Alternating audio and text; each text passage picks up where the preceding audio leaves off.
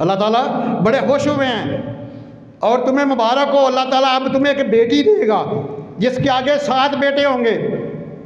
वो 7 के 7 हाफ़िज़ कुरान बनेंगे, 7 के 7 मुजाहिद होंगे, वो 7 के 7 दीन इस्लाम पर शहीद होंगे। तुम शहीद के माँ बाप बनोगे और अल्लाह ताला ने तेरे सब्र की वजह से, तेरी बीवी के सब्र की वजह से तेरे लिए रहमत के दरवाजे भी खोल दिए हैं, तेरे लिए जन्नत के दरवाजे भी खोल दिए हैं। सुभान अल्लाह।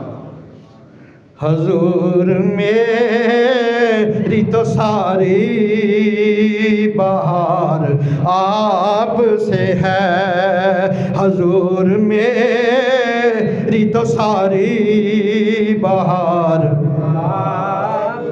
मेरी तो हस्ती क्या है, मेरे गरीब निवाज जो मिल रहा है मुझे सारा प्यार आप से है।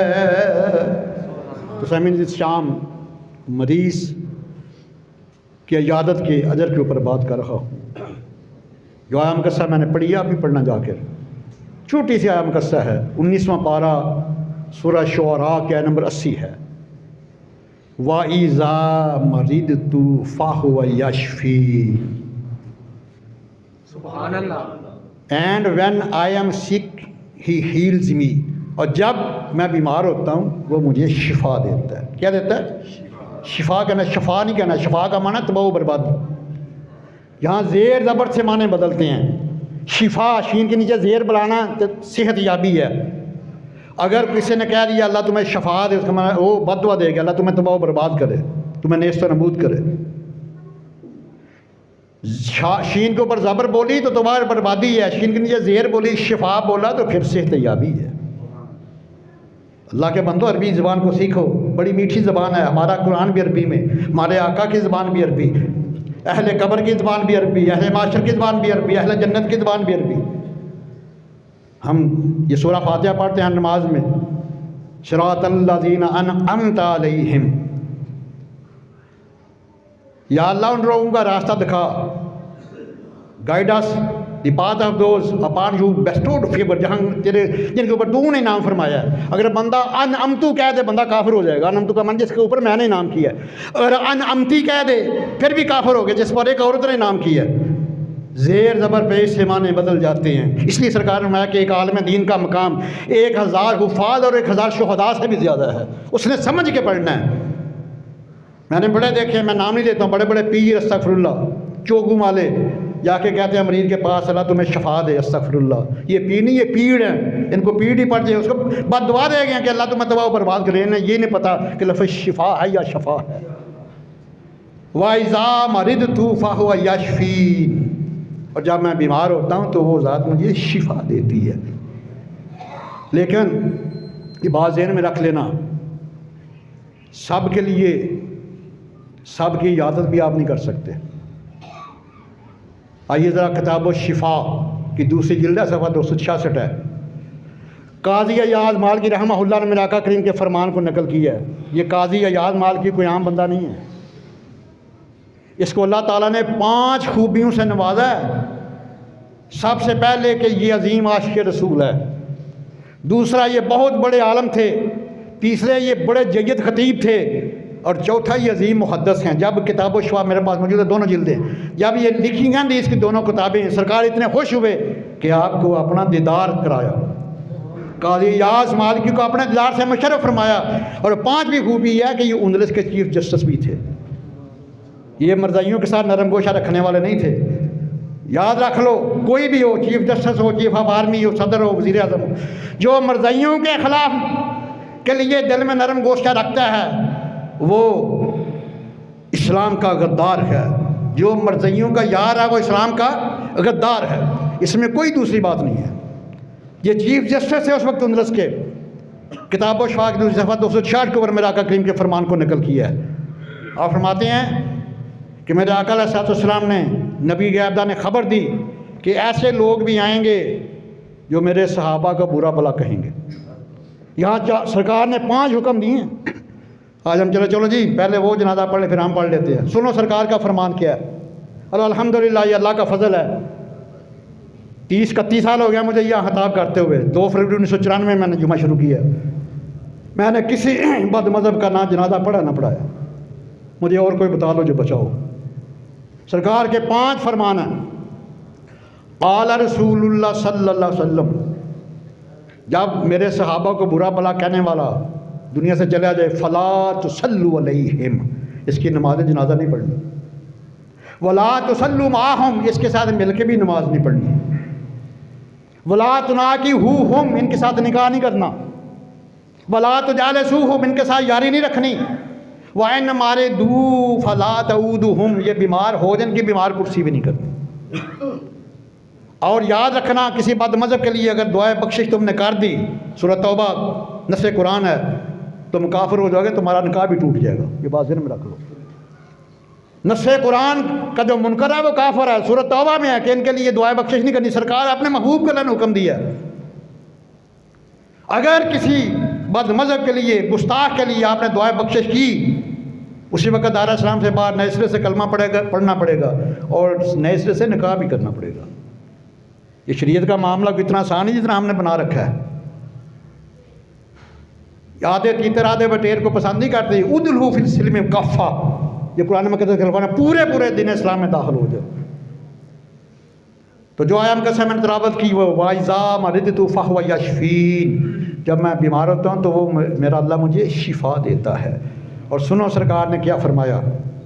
फरमाया कि ये जो परेशानियाँ हैं ना, जो मुसीबतें हैं, ये तुम्हारे अपने करतूतों की वजह से हैं।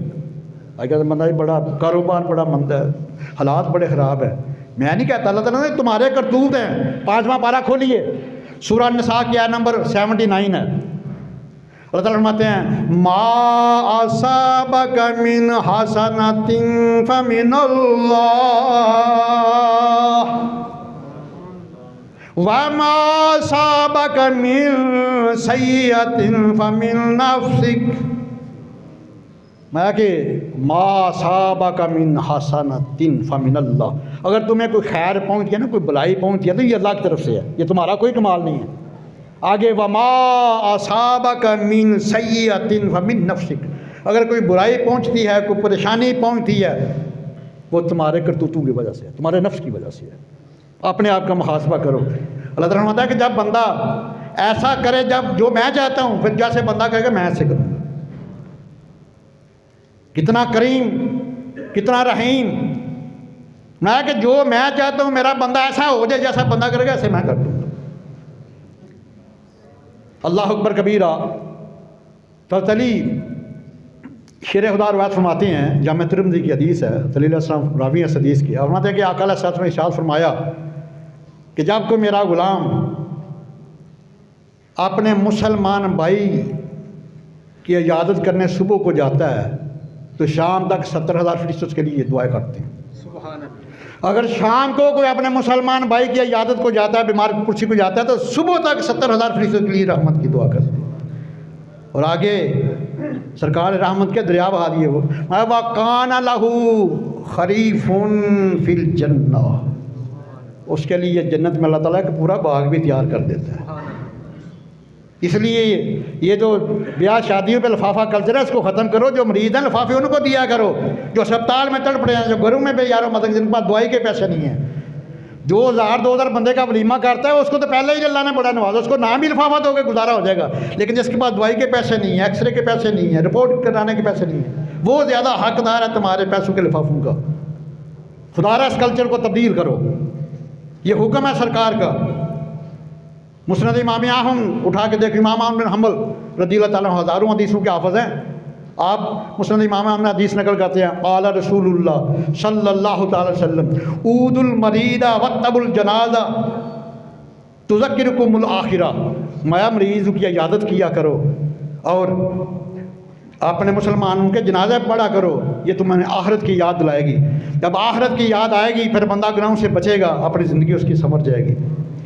ये मस्जिद वाले हज़रात में भाई आ रहे हैं, ज़रा आज उनकी तरफ और तो जो मेरी तरफ। तो ये अल्लाह सुब्हानहू फरमाते हैं कि इन्नमल मुमिनूना इख्वा, अल्लाह फरमाते हैं कि तमाम मुसलमान मोमन जो आपस में भाई हैं। और फिर आका करीम ने इसकी मिसाल दी है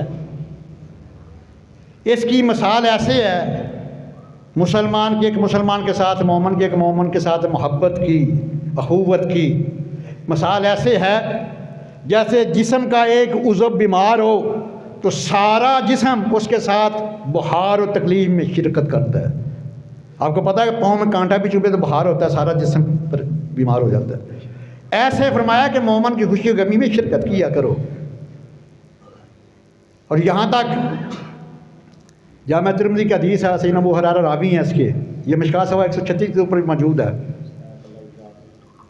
फरमाया कि सरकार फरमाया कि जब कोई मुसलमान, कोई मोमन मर्द, कोई औरत बीमार हो जाती है, उनकी औलाद बीमार हो जाती है, उनका कारोबार तबाह हो जाता है,